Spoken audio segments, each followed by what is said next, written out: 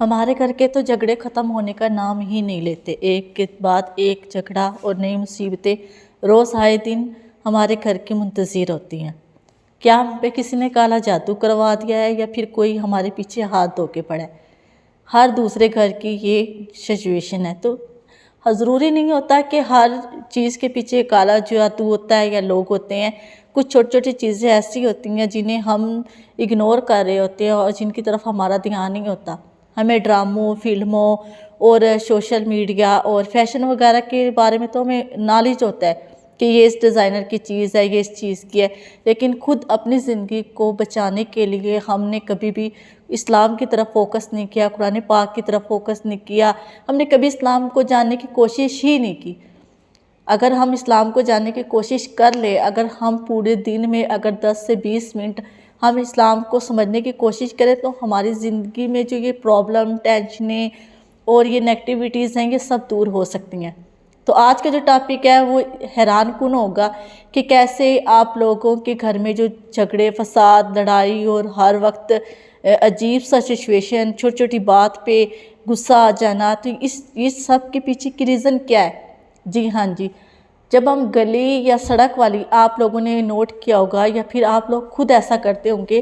کہ زیادہ تر گھروں میں آپ لوگوں نے دیکھا ہوگا کہ کپڑے جو ہیں وہ سڑک والی سائڈ پہ یا گلی میں سکھائے جاتے ہیں، مین ٹو سے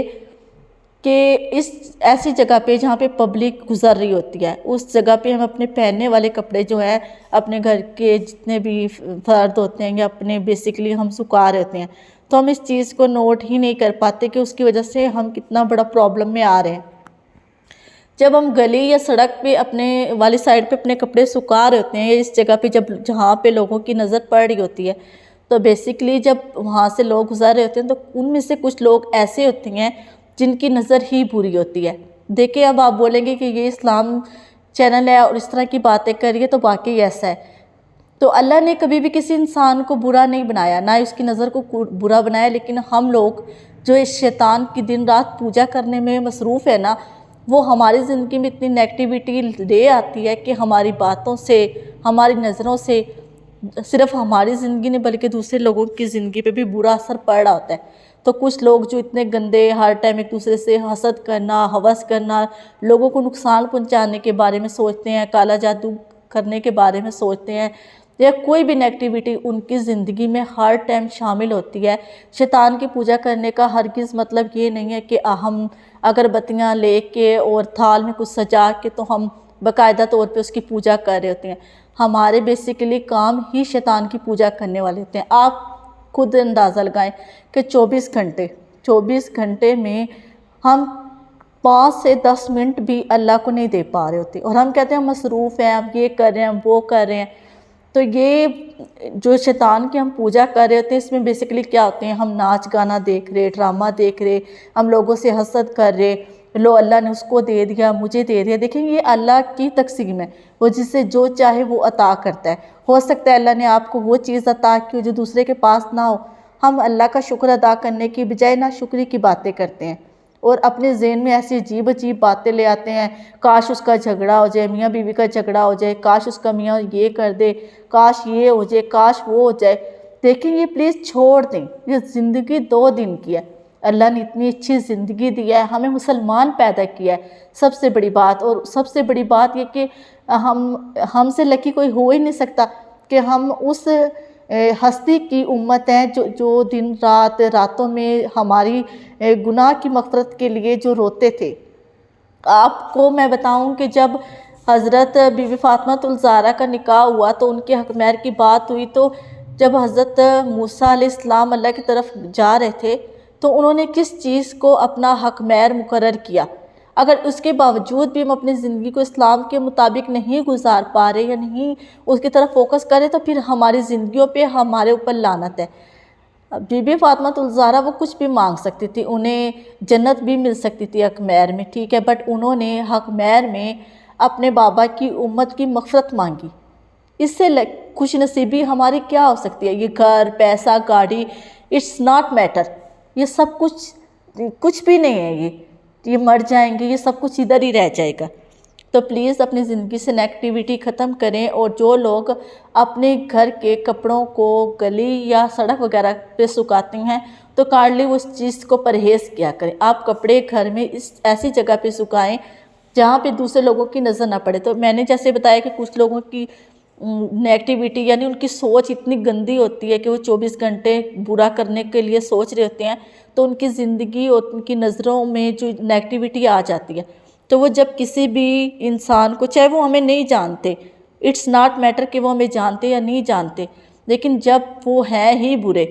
ٹھیک ہے نا، ایک برا انسان ہے تو وہ جب کہیں سے بھی گزرے گا تو اس کے لیے میٹر نہیں کرتا کہ وہ کسی کو جانتا یا نہیں، بٹ اس کا کام ہوتا ہے نقصان پہنچانا۔ تو جب اس کی بری نظر ہمارے کپڑوں پہ پڑتی ہے تو وہ نظر ہمارے کپڑوں پہ اٹریکٹیو اتنا ہو جاتی ہے کہ اس نیگیٹیوٹی کی وجہ سے ہمارے گھر میں فساد اور جھگڑے شروع ہو جاتے ہیں۔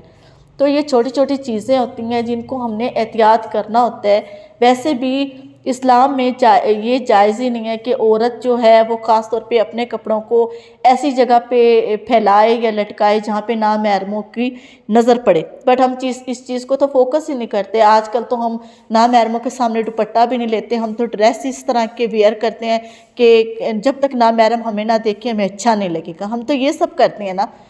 بٹ یہ کچھ بھی نہیں ہے۔ آپ لوگ صرف یہ ایک دفعہ پڑھ لینا کہ جب ہم قبر میں جائیں گے تو ہمارا حشر کیا ہونے والا ہے، تو خدا کی قسم آپ لوگ چھوڑ دیں گے یہ سب چیزیں۔ تو اس چیز کو، چھوٹی چھوٹی چیزیں میں اپنے ہر چینل میں آپ لوگوں کے ساتھ گائیڈ کرتی ہوں، تو آپ لوگ نوٹ کیا کریں۔ تو خواتین خاص طور پہ اپنے کپڑوں کو ایسی جگہ پہ پھیلایا کریں جہاں پہ کوئی بھی نامحرم نہ دیکھ سکے، اور خاص طور پہ جینٹس وغیرہ کوئی بھی کپڑے آپ لوگوں کے ہیں تو آپ گلی یا سڑک والی سائڈ پہ پھیلانے سے پرہیز کریں، کیونکہ گزرنے والی کچھ چیزیں ہوتی ہیں یا پھر کچھ ایسی چیزیں ہوتی ہیں یا کچھ لوگ صدقہ وغیرہ کر رہے ہوتی ہیں، تو کچھ یہ باہرلی چیزیں جو ہوتی ہیں وہ بھی اس چیز کو لے کے اڑ رہی ہوتی ہیں، تو کبھی کبھی بس کپڑوں میں کچھ ایک خاص قسم کی کچھ لوگ پرفیوم یوز کرتے ہیں جو واش کرنے کے بعد بھی نہیں جاتی،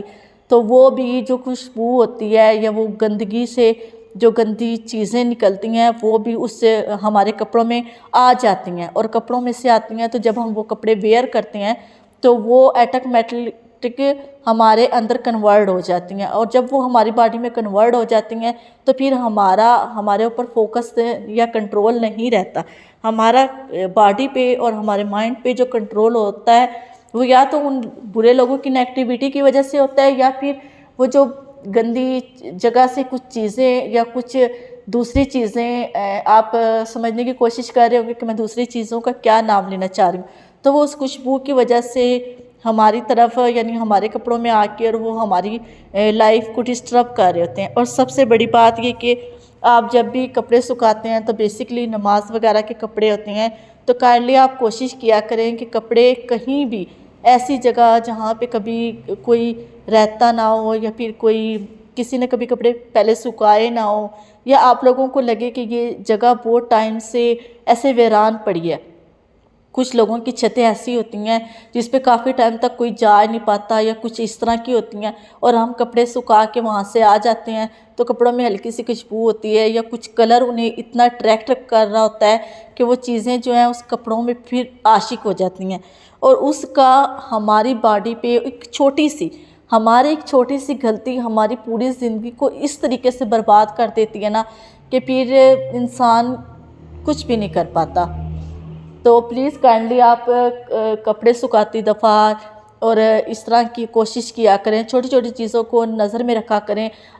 میں یہ نہیں کہتی کہ آپ میرا چینل دیکھ کے نالج حاصل کریں، آپ کسی کا بھی اسلامک چینل دیکھیں، آپ کے پاس قرآن پاک ہے، گھر میں تفسیر ہے، اسلامک چینل ہیں، ٹی وی پہ لگتے ہیں، وہاں سے نالج حاصل کیا کریں تاکہ آپ اپنی اور اپنے بچوں کی، اپنے ہسبینڈ کی، اپنی بیٹیوں کی، سب کی زندگی کو سیو کر سکیں۔ دعاؤں میں یاد رکھیے گا، میری چینل کو سبسکرائب کر دیں، لائک کر دیں، اور بیل آئیکن کے بٹن کو آن کر دیں تاکہ میرے آنے والی ویڈیو آپ تک پہنچ سکے۔ مجھے آپ لوگوں کے سپورٹ کی بہت زیادہ ضرورت ہے، تو پلیز اگر میری ویڈیو اچھی لگتی ہے تو اسے دوسرے لوگوں تک شیئر کیجیے گا، صدقہ جاریہ سمجھ کے۔ اللہ حافظ۔